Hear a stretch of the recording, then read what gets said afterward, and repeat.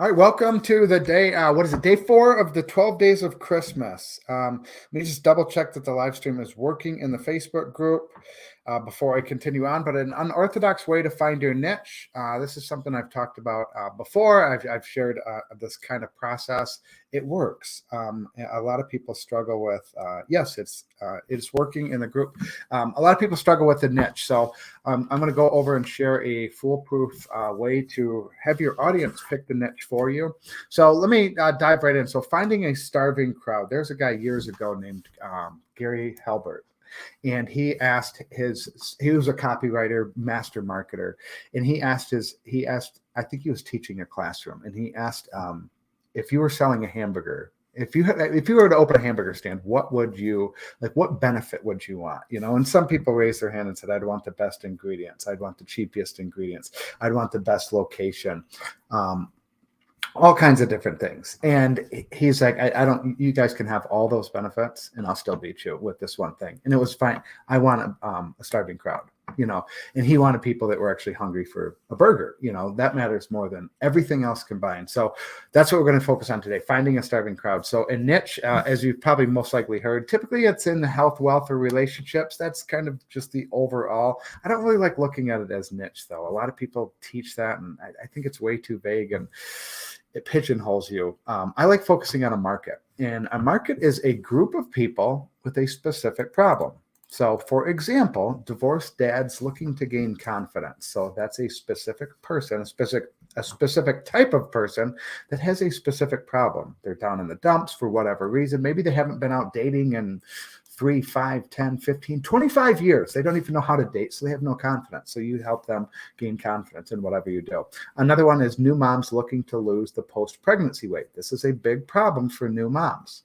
Some moms struggle with that for 3 months, 3 years, 10 years, 15 years. So maybe you have a system, maybe you were a new mom at one point and you helped, or you got yourself back to the pre-pregnancy weight, and you can help moms get back to their pre-pregnancy weight. So that's how I look at it, as a market, a specific group of person, a specific type of person is what I meant to say, with a specific problem. That's how I look at it. Focus on the market. It's a group of people. New moms are going to have other issues too. That would be your market, would be new moms. They're going to have other problems, other dreams, other desires, other pain points, other obstacles, other challenges, other things that you can help them with. This specific one right here is you're helping them lose weight to get back to their pre-pregnancy weight. Oops, I made a mistake. Not post-pregnancy weight. They want to get back to their pre-pregnancy weight. So again, the market would be new moms. The market would be divorced dads. These dads are going to have other challenges, other obstacles, other problems, other pains that they want a solution for, that they're looking for a solution for. So again, that's your market. A specific type of person, a group of people. Questions to ask to get started. So what problem have you solved for yourself? This is a really good one, a really simple one. What challenge have you conquered? What obstacle have you overcome for yourself? And could you teach other people? Could you help other people? Could you help shorten the learning curve? Could you help condense time on whatever problem it is? Could you help them reduce the trial and error period?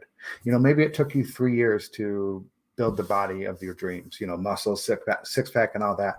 Or maybe let's say it took you 10 years. That's a little bit better for this specific situation. It took you 10 years to build this body chiseled out of steel, and you look back and go, God, if I know what I knew now, I can help people do that in 3 years. That's shaving 7 years off of it for people. That's very, very valuable. So a reminder, if you can save someone time, money, stress, anxiety, shame, guilt, fear, embarrassment, humiliation, and frequent trips to the liquor store, that is worth money. That is worth money. So whatever it is. So what's the most painful thing you've experienced? There is power in pain. There's power in pain. So it could literally be anything. What obstacle have you overcome? What challenge have you conquered? Have you lost weight, quit a vice, alcohol, porn, smoking, gambling? I know a couple kids, I say kids, but they're in like their early 20s, and they have coaching businesses doing well over $100,000 a month, teaching men how to quit porn. That's a big problem, and these kids are 22, 23 years old, running a multi-million-dollar business, teaching men how to quit porn. So that's a big, big, big, big problem. So have you quit some type of a vice? It could be anything. It doesn't have to be this big gargantuan problem. But another question, when When were you at your lowest, most frustrated and or challenged in life? That's a really good one to reflect on. And could you help people overcome this? Could you help? Again, you're shortening the learning curve. That's what we're trying to do. Help them shorten the trial and error. I'm not saying eliminate the trial and error for people, but you're shortening the trial and error. Instead of 3 years, I'm going to help you do it in 1 year. Instead of 10 years, I'm going to help you do it in 3 years. Instead of 90 days, I'm going to help you do it in 30 days. Whatever it is, you're helping them. You're condensing time for these people. And that's very, very valuable. Saving time is very valuable. So is it a topic you could help others with? More importantly, is this a topic you'd like to help others with? Is it a topic you'd like to help others with? How often they think of the problem. This is a big one. How often? The more often they think about it, the more likely they are to whip out their wallets or purses and give you more of that green stuff. For example, I have weeds in my garden downstairs. I think about those once or twice a year. And really the only time I think about it is when I use this as an example in videos online. Once or twice a year. It's not a painful problem. Now, when I became a single dad in 2018, that was a problem that I thought about 278 times a day. I wanted that pain to go away. I was reading books. I was consuming podcasts. I was watching YouTube videos, how to get my ex back, what to win her back, all this types of that shit. Because that was a painful present problem that I was dealing with, that I was thinking about all day, every day. Couldn't get it out, tossing and turning at night. So again, you don't necessarily have to think about it 238 times a day, but if it's a painful problem and they're thinking about it often, they're much, much more likely to whip out the money faster and whip out more of the money. This is where you can charge more if you're solving a painful problem. And I don't care what it is you help people with. It really doesn't matter. If it's a painful enough problem, it's worth a lot of money. Next one is, are they willing and able to invest money to solve the problem? So I've talked with a few people over the years, they'll teach, there was one person in particular, they were helping middle schoolers get better grades, and like marketing to middle schoolers, you have to market to their parents, because middle schoolers aren't willing and most likely aren't able to invest in helping themselves, so you have to think about that. Are they willing and are they able to invest money to solve the problem? Next one is, this is the mindset these are some mindset tips I want you to adopt. Find a problem you enjoy solving for a group of people you enjoy solving it for. This might be the biggest tip I can give you. Find a problem you enjoy solving for a group of people you enjoy solving it for. Especially if you're building a brand online, you want to do something you enjoy. You don't have to be insanely passionate about it, but something you enjoy, something you like talking about, something you could talk about for years and years and years with people for years and years, and putting out content on social media, and not it being a chore like folding laundry, like, oh shit, I don't want to do that. I cannot think of what to, create a piece of content around online. That's not it.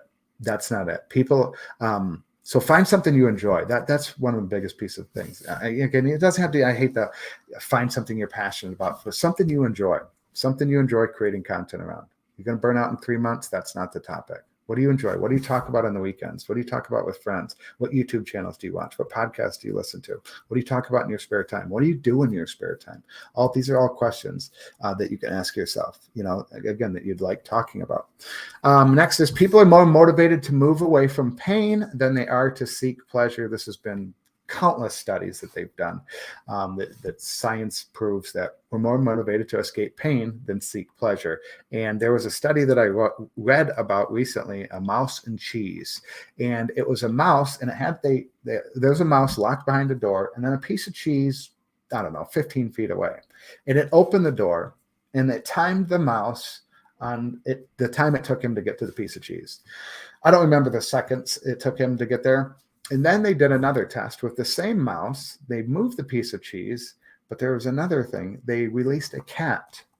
They opened up the door. The mouse came out thinking it was looking for more cheese. It sees the fucking cat. It takes off running as fast as it can that way. It's escaping pain.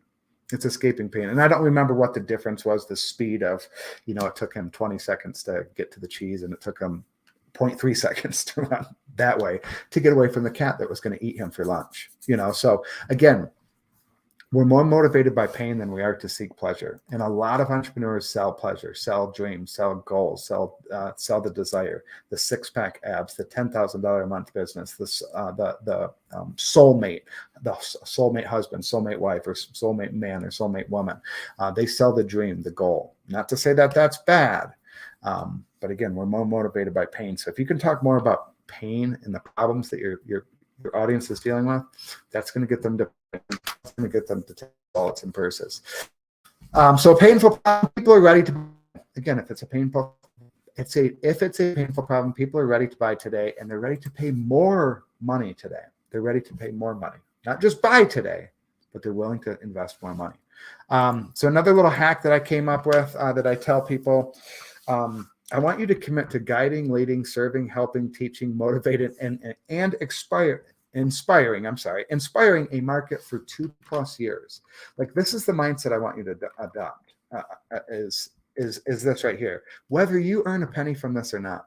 Like, again, this is the mindset I want you to adopt. Of course, you'll make money with it, but I want you to focus, committed to guiding, leading, serving, helping, teaching, motivating, and inspiring a specific market, a group of people with a problem for the next 2+ years. I want you to think long-term. None of this. A lot of the entrepreneurs I talk about, or a lot of the entrepreneurs I see online, they have this 30-day mentality. They're focused on the next 30 days, and that's all they're focused on is 30 days. If this shit doesn't work in 30 days, I'm in big fucking trouble. So not here. I want you to focus 2 years. 2 years. Find a group of people that you enjoy working with, a problem that you enjoy solving and helping and leading and inspiring. And you could help them for 2+ years. This is the mindset I want you to have. Again, you can't build a business you're obsessed with by building it around something you don't enjoy, that you kind of like. You'll burn out. I see it all the fucking time. Usually it's within 1 to 3 months. People burn out because they're doing something they don't enjoy. Because again, creating content is a big part of business, and creating content becomes a chore, like folding laundry, and they don't want to do it anymore. Too many people, especially in the make money online space, pick a niche market because it's popular or makes them money. Affiliate marketers, I'm looking at you when I'm talking about this. My inbox on Facebook, I don't want to say is exploding. It is filled with affiliate marketers asking how they can make money online, how they can generate leads, all kinds of stuff, basic stuff. Yet I go and look at their social media profiles, and they are teaching people how to make money online, how to generate leads, how to quit their jobs, and I'll give them suggestions, and they're like, well, I can't because I'm working a full-time job. I'm like, oh, interesting, there, because you're teaching people how to quit your job. So that is rampant, especially on TikTok with affiliate marketing. They don't enjoy it. They don't enjoy it, and they're teaching something they really don't know. So again, pick something you know, pick something you enjoy, pick a market you want to help, serve, guide, lead, teach, inspire, motivate. Next is leads to burnout. Last but certainly not least, and I heard this from Jesse Elder years ago, and he explained it in a little bit different context, but I'm going to put it into business or creating content online, building a brand in 2023. A lighthouse and a tugboat have the same job, and it's to rescue ships. This is a tongue twister. It's to save ships from sea, save struggling ships from sea, and bring them back to shore safely. That is a tongue twister with all those S's. But the lighthouse and tugboat go about it in drastically different ways. Drastically different ways. The lighthouse just stands there. It just stands there. It doesn't move. It stands there, it shines its light. And the ships can make a decision. They can see the light in the distance and go, okay, here's the shore, there's the light, and they make their own decision and come to the lighthouse or come to shore. The lighthouse guides it to shore. The tugboat, on the other hand, it goes about it in a drastically different way. It goes out, fights against the elements, the weather, the water, the conditions, the storm, the rain, the hail, whatever it is, and it tugs the boat back into shore. Again, they have the same goal, same objective, to get ships back to shore safely, but they go about it in drastically different ways. And I want you to think of it when lighthouse and tugboat when it comes to building a business. Do you want to be a lighthouse? Put out content, shine your light, speak your truth, share your story, and people come to you. Those people will make the decision. Hey, I like his stuff. Hey, I resonate with her message. Hey, he seems to know what he's talking about. I think she can help me out. And they come to you. Or you can be the tugboat and you can try to convince people. You get on sales calls and you convince people and you twist that arm, come on, convincing, handling all those objections, getting those people to buy. An hour later, a day later, they regret it. And I'm not saying one's right or wrong, good or bad or anything like that. I'm just comparing. There's people out there that are tugboats in this business. That's fine. They do well. But I prefer to be a lighthouse and just shine my light. People come to me. I'm not here to do any convincing to fucking anybody. I got people saying, why do you do this? Dude, this is how I do it. If you don't want to fucking do it, you do it your way. Not saying my way is the best way. Not saying my way is the only way. Just I'm doing it my way. You go do it your way, So that's how I look at building a business is I'm trying to be a lighthouse. I act as a lighthouse. I just put out content. I share my story. I speak my truth, and people come. Some people go, I don't like this fucking idiot. He's loud. He swears. He's mean. He's brash. He yells. He's weird. That's fine. There's some people that say, I like that. I like he's brash. I like he's weird. I like he swings a Sharpie around in his live streams. That's fine. Those people come to me. So that's how I want you to kind of look at it. Lighthouse and tugboat. Pick which one. Here's the thing. A lighthouse, I don't know the lifespan of a lighthouse. I think it's a couple hundred years, 200, 300, 400, 500 years. And I don't know the lifespan of a tugboat, but I think it's about 10 to 20 years, because it's hard. You're constantly pulling, constantly tugging, fighting against the element. So again, there's not a right or wrong. I like to live by the lighthouse. I like to be the lighthouse in what I do and putting out content. You can be either or, but just something to think about, something to, I recommend get out of the convincing game. I used to be in the convincing game when I got started years ago, and tried to convince people. I had all these objections and I get on the phone, try to handle the objections. Oh, here's what they said here, in other ways, just trying to convince people that it wasn't much fun. But again, if you like convincing, I'm not trying to convince you one way or the other. I'm just showing what's working for me. So here's your action plan. I want you to implement right now, not January 1st. Here's your action plan. Pick one social media channel, one you enjoy using, one you're committed to, one you feel comfortable with, one where your market actually hangs out. There is not a perfect platform. One that works for you might not work for me, and vice versa.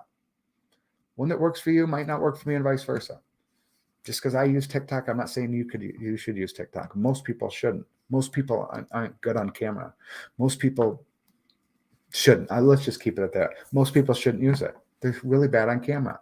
And if you're committed to getting better on camera, then good. That's awesome. But a lot of people pick it because it's the popular kid on the social media block. So pick one social media platform, post about 7 to 10 topics you enjoy talking about. Brain dump your ideas, thoughts, opinions, and beliefs on whatever these 7 to 10 topics are. Daily or multiple times a day for 30 days, depending on the platform. If it's Twitter, you're going to be posting multiple times a day. But post daily, again, around these 7 to 10 topics. After 30 days, you should be able to eliminate any topics that are not resonating.